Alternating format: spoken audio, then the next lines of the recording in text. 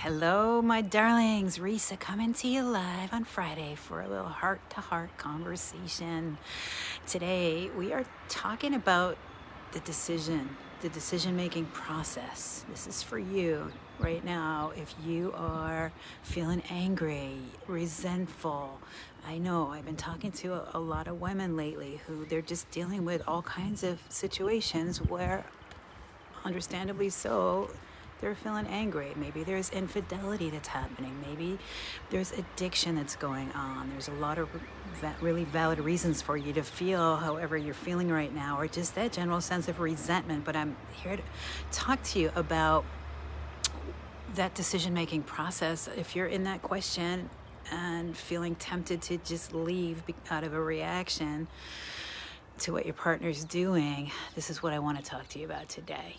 And so I was very clear about that in my marriage. And if you know my story, I was married to a man who was struggling with alcoholism and depression. And I could have left many, many times, but I was very clear about that decision that it was not going to come out of a reaction to anything that he was doing. I really wanted to come from that place of deep inner knowing and acceptance within myself, from a clear place within myself.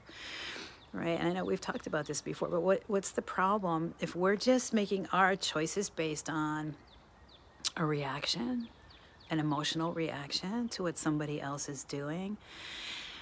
Then we're kind of giving our power away. Do you see what the problem is with this? If my decision's based on how another person is showing up and how they're behaving, I make my choice based on that out of a reaction. And then what happens? If he changes, he starts to show up differently, then I'm in that place where then I'm second guessing myself, right? And it just, I don't know, it just didn't feel good to me. Can you guys relate to this? Type in, by the way, say hi if you're here. If you're on the recording, let me know if this is landing for you. But I want to feel like I'm in charge.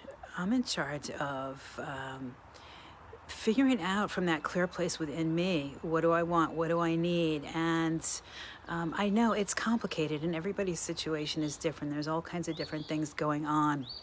And so I just want to speak to what are some good criteria for this decision-making process. So that's the first thing, is that we don't want to do it out of a reaction, an emotional reaction, out of anger, out of resentment, out of frustration, right? We want to get to that clear place within ourselves of knowing and acceptance. And the other thing that I would invite you to think about is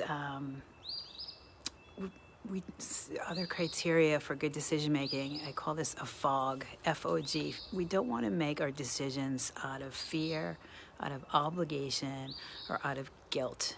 Those are perfectly understandable reasons why we stay stuck in situations we're not happy in, but it's not a good criteria to base your decision on if you want to be able to move ahead and be happy in your life. And I know it's not easy.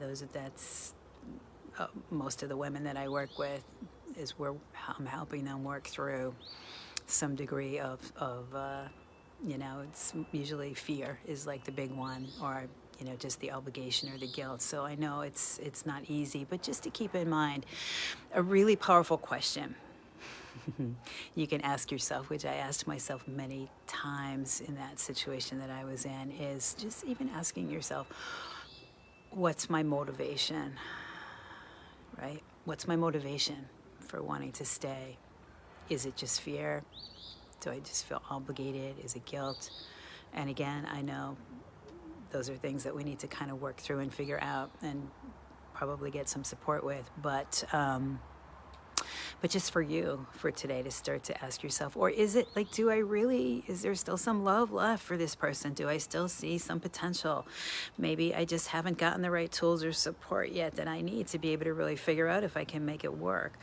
So, and just to keep in mind, though, this overall criteria for decision making, if you're in that place where you're angry, resentful, and you're just really contemplating that question right now of feeling like you want to leave, I invite you to take a breath and just take your power back to choose. Like, let's not be in reaction. Let's not make our choices out of a reaction to what anyone else is doing. Right? Let's get the tools and the support we need to be able to feel more sovereign over our own emotional well-being, to come into that place of clarity and alignment with ourselves and our truth. And maybe, if you're really trying to figure out still if you can make it work, getting the support you need to really be able to do that.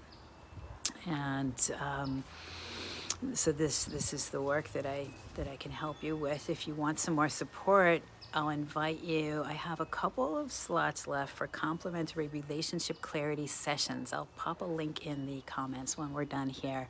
If you would like to get some more support in figuring out what you want to do, we'll look at what are the challenges you're experiencing, where do you feel like you're getting stuck, ideally help you get in touch with what you really want, and then I can make some recommendations for you as far as what I see are going to be the most important things for you to do, to focus on, to be able to move ahead and get what you want. And of course, if you feel like you want more support and I feel like I can help you, we can talk about what it might look like to do some actual work together. But my invitation for you is just to hop on a complimentary 30-minute call if you want some more support. And there's no obligation. I'm just happy to help you because I know it's not easy. And I hope this is helpful for you today. Just start to think about what are some good criteria for decision making, and just to know, it's not going to be out of a reaction to anything your partner's doing, and just to start to ask yourself that question: what's my motivation? It's a really powerful question. Would you agree? What's my motivation for wanting to stay? Am I just afraid? I'm afraid I don't want to be alone. I'm afraid of whatever the financial circumstances are going to be. Like, there's a lot of reasons why we stay stuck. So if you want some help in getting that figured out, click that link below. I'm happy to hop on a call and support you with that. So I hope this is helpful for you today, and just give it a thumbs up if it was helpful. That gives me some feedback as to how I can best support you.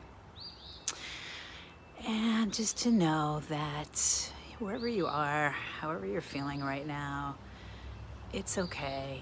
And I don't know, I always tell you this, but just for now, if you can just focus on this bottom line question: what do I need to do today to just take care of myself? Maybe I don't like this situation, but I can take care of myself right now in it, right? I can like myself, and I can choose to take care of myself in it.